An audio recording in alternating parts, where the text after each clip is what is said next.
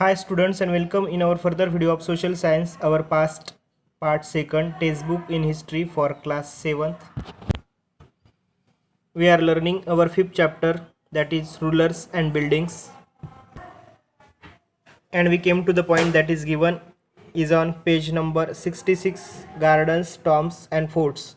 So students, open the page number 66 and listen carefully. Today we are going to see about gardens, tombs and forts. Okay. Under the Mughals, architectures becomes more complex. Babur, Humayun, Akbar, Jahangir and especially Shah Jahan were personally interested in literature, arts and architectures. देखो, जो भी मुगल साम्राज्य था उसके under में जो भी architectures था, यानी जो भी बड़ी बड़ी बिल्डिंग्स बनाने का जो भी काम था वो बहुत कॉम्प्लेक्स हुआ. उसमें नाम लिए जाते हैं बाबर, हुमायूं, अकबर, जहांगीर एंड स्पेशली जो शाहजहां थे वो पर्सनली इंटरेस्टेड लिटरेचर और आर्ट और उस तरह आर्किटेक्चर्स में भी इंटरेस्ट लेते थे. Okay. Then Babur describes his interest in planning and laying out formal gardens places within rectangular wall enclosures and divided into 4 quarters by artificial channels. Babur ने describes किया था उनका इंटरेस्ट जो प्लानिंग करते थे, जो भी फॉर्मल गार्डन्स थे और प्लेस विदिन उसके जो भी साइज एंड शेप था रेक्टेंगुलर वॉल बनाते थे और उसको 4 क्वार्टर्स में डिवाइड करते थे आर्टिफिशियल चैनल्स में. This gardens were called charbagh. जो भी गार्डन्स थे जिसको 4 क्वार्टर्स में डिवाइड करते थे उनको चहारबाग कहा जाता था. 4 gardens because of their symmetrical division into quarters, क्योंकि उनकी जो भी डिवीजन थी सिमेट्रिकल करते थे क्वार्टर्स में. Beginning with Akbar, some of the most beautiful charbaghs were constructed by Jahangir and Shah Jahan in Kashmir, Agra and Delhi. आप देख सकते हो फिगर नंबर 9 में. फिगर नंबर 9 में आपको बताया गया है. There were several important architectures innovations during Akbar's reign. Akbar का जो भी रेंज था, अकबर का जो भी टाइमिंग था उसमें सेवरल इंपॉर्टेंट आर्किटेक्चुरल इनोवेशंस हुए थे. For inspiration Akbar's architects turn to the tomb of his central Asian ancestor Timur. उसका जो भी एंसेस्टर था यानी पूर्वज Timur.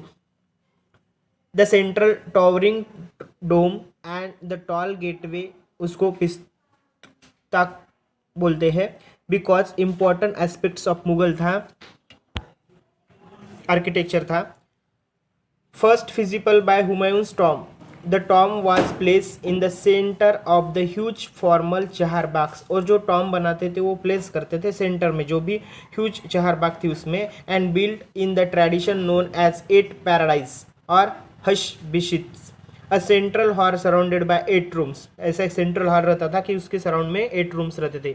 The building was constructed with the red sandstones edges with the white marble. और जो भी बिल्डिंग कंस्ट्रक्ट करते थे वो रेड सैंडस्टोन से बनाए वाले रहते और उसके एजेस जो रहते थे व्हाइट मार्बल से बनाए वाले रहते थे. Okay.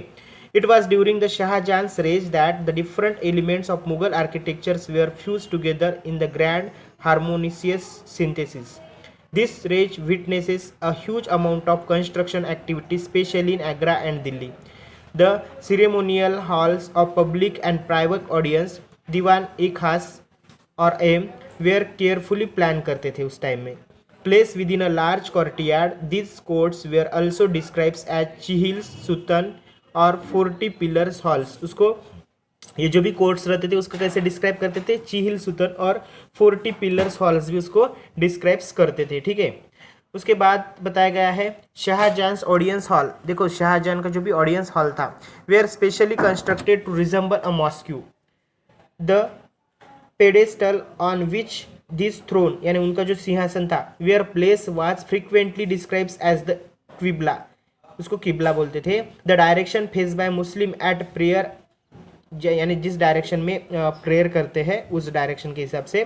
Since everybody face that direction when court was in session. जब कोर्ट सेशन में रहता है तब एवरीबडी को उस डायरेक्शन को फेस करके बैठना पड़ता है. The idea of the king as a representative of God on the earth was suggested by the architectural features. और ये आर्किटेक्चुरल जो भी फीचर्स थे वो सजेस्ट करते थे कि king as a representative of God है on the earth. Okay. Then the connection between the royal justice and the imperial courts was emphasized by Shah Jahan in his. देखो जो भी कनेक्शन है रॉयल जस्टिस का और imperial court का. Imperial court यानी जो भी साम्राज्य की शाही है, सम्राट शाही, तो उसका जो भी इम्पेसाइज यानी महत्व है शाहजहां द्वारा बताता जाता था। emphasized by Shahjahan in his newly constructed court in the Red Fort of at Delhi, जो भी रेड फोर्ट है दिल्ली का, वहाँ वह जो भी है इम्पेसाइज किया जाता था। Behind the imperial throne were a series of pietra dura, जो भी पित्रादुरा था, इन लेस द डिपिक्टेड यानी चित्रित किया जाता था। द लिजेंडरी यानी जो भी दंत कथा रहती है उसका Greek god Orpheus playing a lute, यानी जो भी म्यूजिकल इंस्ट्रूमेंट है ल्यूट यानी वो प्ले करता होगा, ऐसा कथा कहा गया है ग्रीक गॉड उनका।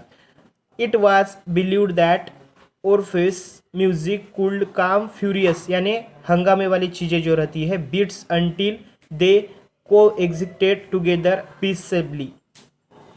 The construction of Shahjahan's audience hall aimed to communicate that the king's justice would treat the high and the low as equal, creating the worlds where all could live together in harmony। यानी जो भी construction था शाहजहां के audience hall का, उसका M एक ही था कि कम्युनिकेट करना किंग के जस्टिस को कि वो ट्रीट करे high and low as equal, सबको एक जैसा ट्रीट करे, यानी उस वजह से क्या हो, world fair all could live together in harmony, यानी पीस के साथ, पूरा शांति के साथ सब एक जगह रह सके। Okay, in the early year of his रेज Shahjahan capital was in Agra. देखो अर्ली एज में शाहजहां की कैपिटल कहाँ थी, आगरा में थी। A city where a nobility had constructed and their homes on the banks of the river Yamuna. These were set in the midst of formal gardens constructed in the Chaharbagh formats, यानी यहाँ पे वो sets कैसे होते थे, वहाँ पे उनके गार्डन्स थे कंस्ट्रक्ट किए वाले चहारबाग के फॉर्मेट में। Okay, the charbagh gardens also had a variation that historians describes as the river front garden। देखो चहारबाग जो गार्डन उनके थे तो वो वेरिएशन थे हिस्टोरियंस के, वो डिस्क्राइब्स करते हैं उनको रिवर फ्रंट गार्डन। ठीक है, इन दिस द ड्वेलिंग यानी रहने की जगह। Okay, in this the dwelling was not located in the middle of the charbagh but at its edge close to the bank of river. देखो उनके ड्वेलिंग यानी उनका आदिवासी, उनका रहने की जगह कहाँ थी, मिडल चहारबाग के मिडल में नहीं थी, बट एट हिज एज, उनके एज के पास, किनारे के पास, यानी जो भी बैंक ऑफ रिवर थे ना उसके क्लोजेस्ट उनकी ड्वेलिंग थी, यानी उनके रहने की जगह थी। Shahjahan adapted the riverfront garden in the layout of the Taj Mahal।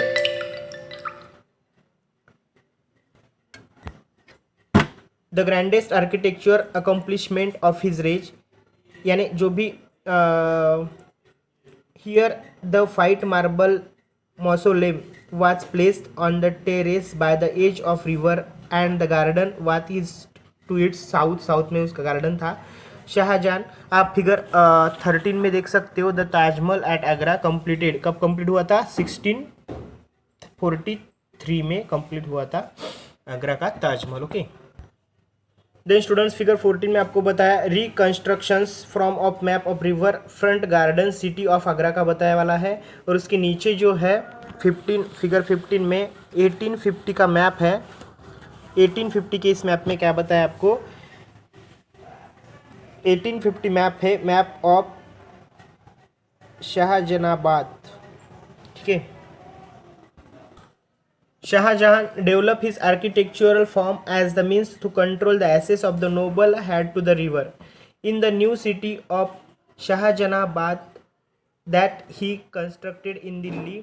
The imperial palace commanded the river front only specially favourite nobles, उनके नोबल्स थे like his eldest son, noble में नहीं उनको रखता था, जैसे उनके एल्डेस्ट सन थे Dara Shukoh, were given access to the river, all others had to construct their homes in the city away from the river Yamuna.